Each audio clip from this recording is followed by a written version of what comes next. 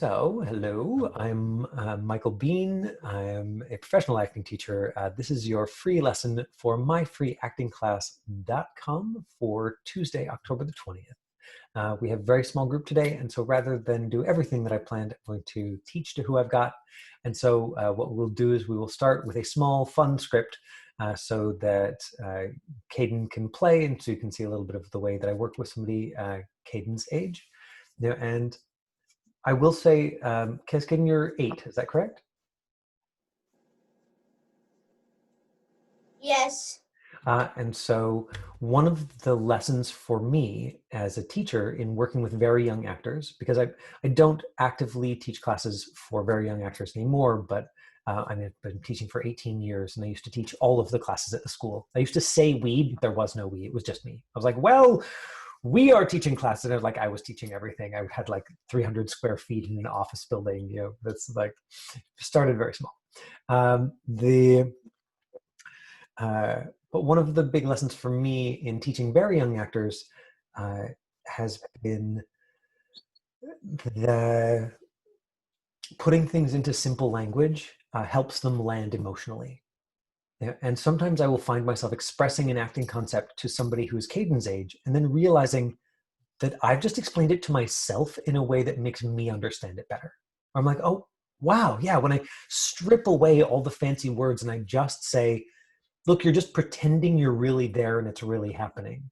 And it's like, oh, yeah, that is what you're doing. Huh. And it lands on me in a new way. And it makes me think of a workshop that I took years ago with a counselor named Joel Brass, who said, if you don't put it, you've got to put it into language that you could understand in kindergarten or grade 1, because our emotional selves require that simplicity. And so if you put it into language that you could understand in kindergarten or in grade 1, then it will land on you in an emotionally potent way.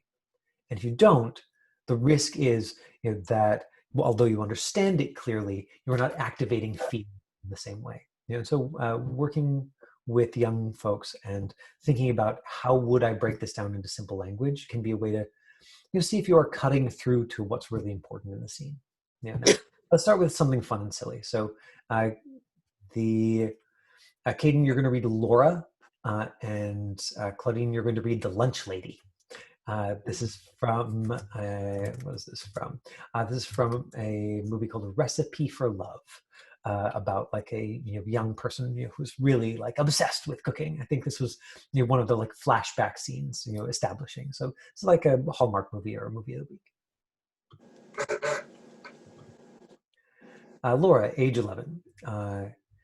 Interior, Robert Frost Grammar School, Cafeteria, Indiana, day 1. Now, this is the scene header, or slug. This 1 is not the page number.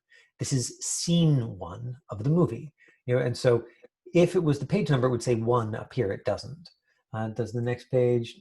No, it doesn't. Okay. But this you'll see beside your scenes often, and this is the scene number. And so when they're making a call sheet, like when you've been cast on set, you can look and go, okay, they'll write down which pages in the script, but also they'll write down the scene numbers. It's one of the ways to keep track. And when you're looking at a script, sometimes casting directors don't do a great job of marking up a script, and it'll be confusing where one scene starts and the other one ends. And so this is one of the things you can look for. It's like, a scene 1, and then on the next page you see 53. You're like, oh, it's probably not continuous. They probably aren't expecting me to run this one into that one. Students line up as servers scoop unappetizing mounds of food onto their trays. Schlop. Waiting patiently is Laura Hennessy, 11. Precocious. If you were auditioning for this and you were a young person, it would be very important to look up this word, and then you would find that it means it's like somebody who is behaving in an adult way despite being young. Adorable and in disguise, wearing her mother's blonde wig, on crooked, oversized sunglasses and gloves. She thinks she's being so cool, but everyone knows it's her. This is you, Caden. What the meat secret? It's what's the meat selection today, Mrs. Anderson? What's the meat selection today, Miss Anderson? Good. And if you happen to be a parent at home who's working with young people, in general, I never give actors line reads. I I actively avoid it. I have all sorts of tools to avoid it. I would never say, okay, teen actor or adult actor, say it like this. Um, but with somebody Caden's age, you can tell that even if I say it like this, he's still going to say it like himself. And that shifts, depending on the actor, that shifts somewhere between the ages of like 7 and 9, where they start copying your intonation. And so once you hear them sort of doing a bad copy of you, then you want to avoid it. But right now, hey, Caden, Yeah? can you like pretend that you're all like sneaky and cool and say, "What's the meat selection today, Mrs. Anderson?" What's the meat selection today, Miss Anderson? Mock suey in brown sauce with crunchy noodles. Right. And if you were auditioning for a cafeteria lady, you would know that you're only going to appear for this one scene, and your job is to make this sound as unappetizing as humanly possible. So try the line one more time, knowing that you are trying to make this sound gross, because that's your job in this scene. Mock suey in brown sauce with crunchy noodles. Yeah, great. Yum, I can't wait. I love anything with not mockles. Mock, just the word mock. Mock in the name. And then whispering. You don't say this word whispering out loud, but this is so that you know to actually whisper this next line. So what is really made of? What's it really made of? But actually whisper it, Caden. So what is it really made of? The whisper is like this. Take it down here and actually whisper it. So what is really it made of? Honey, I have no idea. Great. And again, the more you just are like defeated and sort of like hate life, the more I think you sell the joke here. So while with Caden, I might do a line reading and say it like me, because he's not actually currently capable of copying me. So he's still going to sound like himself. And so I can lead him emotionally there without wrecking his performance. With you, I might say, try saying, "I hate kids." I hate kids. Good. And go even further with it. Like you just hate them more. Say, "I hate kids." I hate kids. Good. And then say the line like you said that. Honey, I have no idea. And maybe that's not the right thing. We try it and we're like, okay, good. What about, oh God. Say, life is meaningless. And just say that. Life is meaningless. But really commit to it. Really give me the emo version. Just life is meaningless. Life is meaningless. Now say the line like you said that. Honey, I have no idea. Right? And so maybe that's the way to sell the joke. So we just play with it. Here you go, Caden. Even better, I love surprises. Good, and this is all in capital letters. So you're sort of basically the cafeteria lady is making this sound like horrible food, and so you want to be over enthusiastic because it's sarcasm. Sarcasm is even though it's the opposite, you're saying it anyway. So it's even better. I love a surprise. If you get all capital letters, the writer's trying to help you emphasize a word or say the line and find the humor in it. So give me the line one more time, but let me hear these capitals. Even better, I love surprises. Yeah, like that. Great. So there we go. Caden got to play, and we did a little bit of something. We saw Dia for a second, but now she's gone. So that's there. I told Caden that we would get to play, and then I would do like the teaching thing that I had in mind. So today I want to start with this book. One of my thoughts for class is that I can use it to share some of the detailed ideas that have inspired me. This is called The Power of the Actor. It's by a woman named Ivana Chubbuck. Her technique, you'll see, is very influenced by her experience living and working in Los Angeles and teaching in Los Angeles.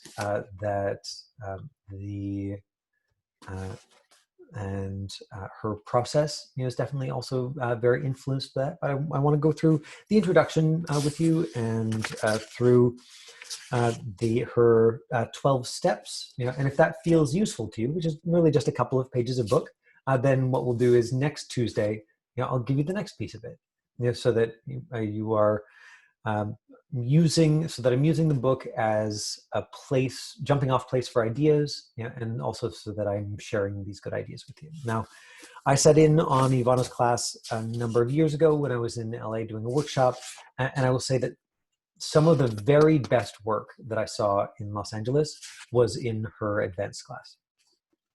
I will also say that Ivana, as a teacher, was just laser beam focused on helping her characters win, and she was very forceful with her actors, and she did not take care of them at all, to the point where an actor sort of had a breakdown while talking about something personal in the scene. She was like, stop it, okay, go in the back until you get yourself together. I'm going to talk to this guy. And I was like, whoa, wow. You'd never hear that from an acting teacher in Vancouver. Profound cultural differences. All of which is to say, that her technique is, I think, very useful, and it is situated in that cultural context of, forceful. Everybody's responsible for themselves. Like, don't take care of other people. American drive to win. And I think you'll hear that. So, again, this is The Power of the Actor by Ivana Chubbuck. So she says, acting is a complex and elusive art to define. Yet almost everyone can tell good acting from bad acting, or good acting from brilliant acting. Why can one actor be riveting in a play and another actor be dull and boring in the very same play, doing the same character and the same lines? If we're just the script and the beauty of its language, the artful turn of phrase, we would only need readings. But the words are not just read with sterility from the page, they're performed and brought to life by the actors. This brings to mind what Carrie Sandemirsky, who I introduced you to a couple of months ago, and you can go and watch her interview, says that the writer does the black, and the actor does the white, on the page, right? And if you look at any script, there's a lot more white than there is black. It's just that metaphor for the writer gives you the skeleton, but then it's the actor's job to fill it up. And so here we go. And I said that her process is very focused on winning. So I'm just going to give you some little pieces. If you look closely at virtually all drama and comedy, in fact, all literature, you will find that the will to win is the one constant element.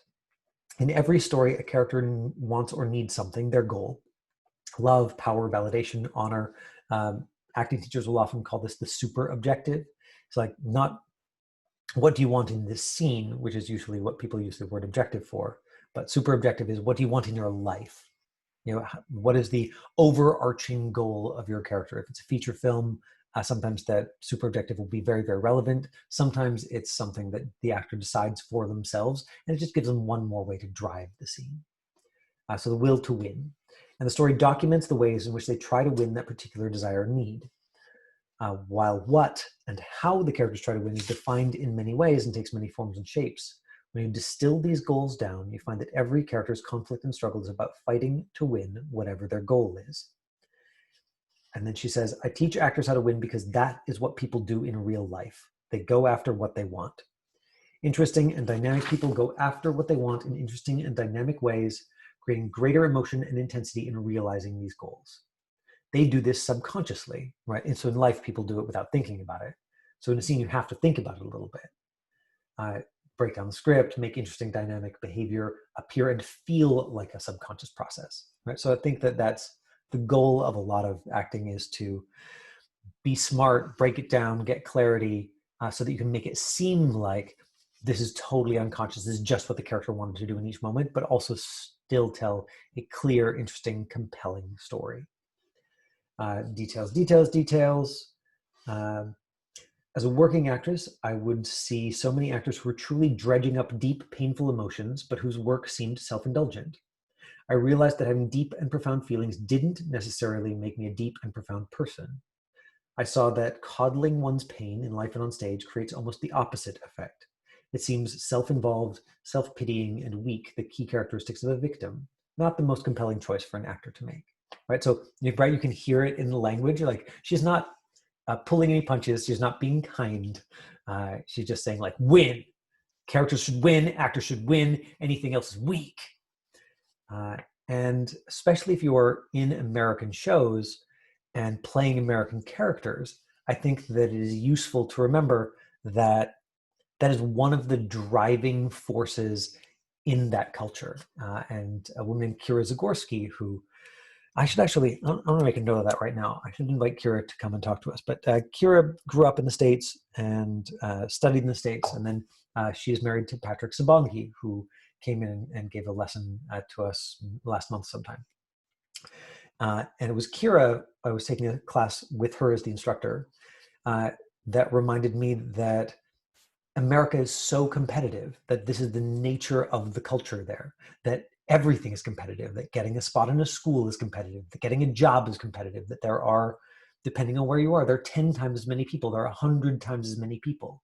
And so that drive to win just can't be overstated as part of the thing that is under a lot of those scenes. You know, your character may be tracking, am I winning, am I winning, am I winning? And especially if you are coming, I mean, I run into this with Canadian actors, you know, who try on that thing that I said initially about, well, just pretend you're really there and it's really happening. And the first simple version of that is they try it on, like, well, if it's really me, you know, I wouldn't be focused about winning. I would be focused on, like, is Caden okay? You know, so, you know, even though I've got this really aggressive scene, you know, with him where I'm like telling him how he's bad and wrong, you know, and I'm like trying to make fun of him, you know, I'm still like, I don't want to be too mean because I'm still worried if he's okay. And so that cultural context shift of, wait, if my goal here is to make Caden feel bad, am I winning? Am I winning at all times? Am I making Caden feel as bad as I humanly possibly can?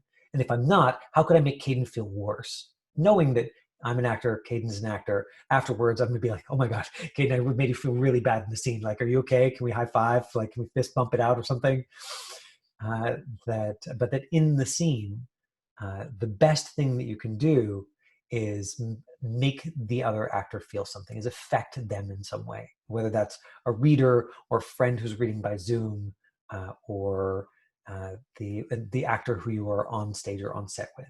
You know, that hopefully you do make them uncomfortable in ways that serve the story. Hopefully you do make them feel in ways that serve the story. You know, and then afterwards, hopefully you have some kind of like personal ritual to be like, that was the character. Hey, are we good? But after, if you try and do that during, then the likelihood is that you will interrupt the process. The details. I began investigating how to put the legacy of emotions I had inherited to better, more effective use in my work. When I examined the lives of successful people, I noticed they seem to use their physical and emotional traumas as a stimulus, not to self-indulgently suffer, but to inspire and drive their great achievements. And details. I realized that an actor must identify their character's primal need, goal, or objective. Yeah, and so lots of actors, lots of acting teachers talk about this idea of like, what drives your character? You know, is it that they want love? They're like, I didn't get love. I want everybody to love me, and that's what's behind why they want to, you know, be class president, or even in something as simple as the little micro scene that we just looked at with Caden. Remember, this is probably a flashback for the main character for this movie, so you'd want to read as much of the script as possible, you know, and then look at it and go, hey, if I'm playing that character, you know, what is driving her? You know, like, why does she care so much about food, that she's, you know, dressed in disguise, that she's, you know, writing a blog about all of this? You know, why does that matter to her? You know, what is it that she wants? You know, and, you know, if, since it's called a recipe for love and this is about food, we might say this is her passion. This is what she, and what does she want? Does she want recognition? You know, does she want, you know, everybody, is food her way to like feel powerful, or like she's contributing? You know, is it her way to win, to get power over, you know, her situation or or other people? You know, that there are these kind of simple drives that go under a lot of your character's things that are worth looking at. And where I think Ivana's work is particularly useful, in addition to that taking that frame of win that can be so useful for folks who are not American or are not steeped in that drive, to win, is that she's following sort of what is the most charged with feeling in your life, and can you make every scene about that? So I realized that an actor must identify the character's primal need, goal, or objective. With this objective in mind, the actor must then find the appropriate personal pain that can effectively drive this objective. And that's a weird thing to talk about when you're working with young actors, but I think it's still present. And Claudine, I don't know if you can speak to this, but the self-tape that we watched from Christian yesterday was something where he was very upset, where he was emotionally charged. And it might be that you got him there by just talking imaginarily about the scene. Like, we're imagining that here's the situation. But my guess is that somewhere in the conversation with him about the emotional content of the scene, you reminded him of what it actually was like to feel some of those hard feelings. Because you're his mom, so you were there. And so the things in his life that have that kind of emotional content. Is that accurate, Claudine? Just in terms of how you? Yeah. Okay, right. As you Yeah. said, oh, you like remember when this bad thing happened, or remember when sort of you felt like this, and here's how it came out of you. That kind of thing. Yeah. Yeah. Yes. That's Right. that's basically what I do. Yeah. Yeah, and so her process is built on that. And so if you're ever like, hey, this thing that I'm doing and experimenting with, but haven't read a bunch about, I wonder if there's somebody who's done a whole bunch of thinking and writing about it, and you could go and find this book. It's book's been around for a long time. You can probably get it from your library. In COVID times, I've discovered that my local public library has an excellent ebook audiobook app that will just let me download or like take out books from the library for free. Now, I don't know if they've got that, in your neighborhood, but if they do, probably, as soon as this lesson is over, you could put yourself on the hold list for that, and get a copy and just scan through it. Or you could also pull it up on Amazon and use the like peek inside, to read, the first chapter, and see if it grabs you enough to be worth investigating more deeply.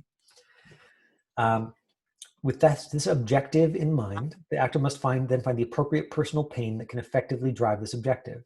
After working with this idea for a while, I understood that the pain must be powerful enough to inspire an actor to fearlessly commit to doing whatever it takes to win their objective. If the emotions were not strong enough, then there wasn't enough there to help the actor sustain their fight to win.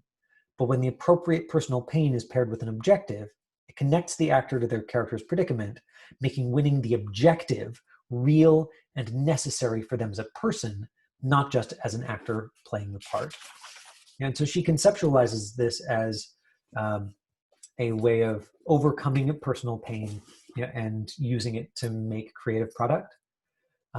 And I think that there's a real precedent for that, particularly in any of the American methods that come out of the sort of method acting school, and all of the sort of many branches that came out of the New York in the 1940s, 1950s, the ones that make their way to film and TV.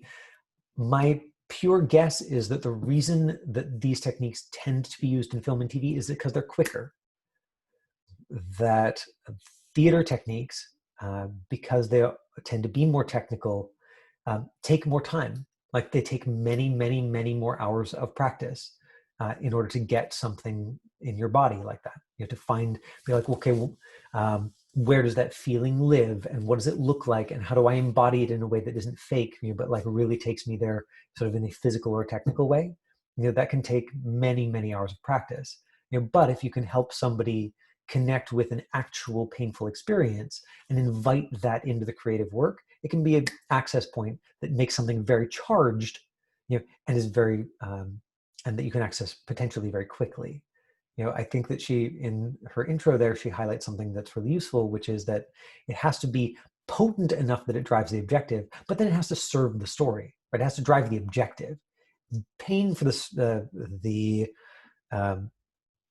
pain for pain's sake might feel gratifying for the actor to feel, but won't necessarily help tell the story. And I get that with actors, I think, who love to cry. Occasionally I'll get an actor in a scene who's like, they crying in a scene like feels so good to them that they're pushing for it and they want it, and they kind of want it more than they want the story. And so those are the ones where you have to go like, it doesn't matter if you leak, or if you do leak, you still need to stay on your objective of convince your mom that you're okay, or get everybody to leave you alone, or so whatever the actor's working on. My plan tomorrow is that we're going to spend some time breaking down a script in detail, and Claudine, please let me know if this was useful, and if so, then we'll revisit it. We'll come back, and then and then on Thursday it's the Ask Me Anything. So come Thursday with your questions. All right. Thanks for coming, you two. Bye. Bye.